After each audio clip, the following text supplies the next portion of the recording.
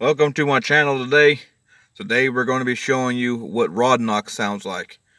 It's completely opposite when the valves tick, and you have the valve train ticks, you have rockers tick, anything. It's completely different. You'll hear it. Let me turn the fan on real quick. Hold on. Fucking thing. Motor's fucked, but I still don't want to blow it up too much. Let me go outside here. Hold on. Come on, girl. Come on, girl. Oh, almost. There you go. Okay. You know, unless you have more rods knocking, it's usually just a single pop, pop, pop, pop, pop, pop, pop. And it's usually deep inside, it's very loud. And it's like something thumping.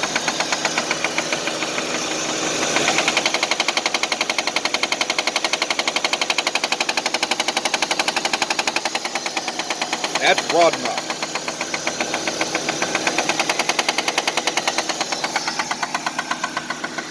Usually with valve train, it just, you have a light knock up top.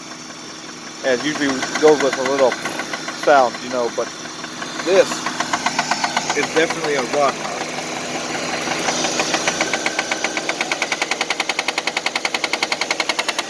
It's very deep, very loud.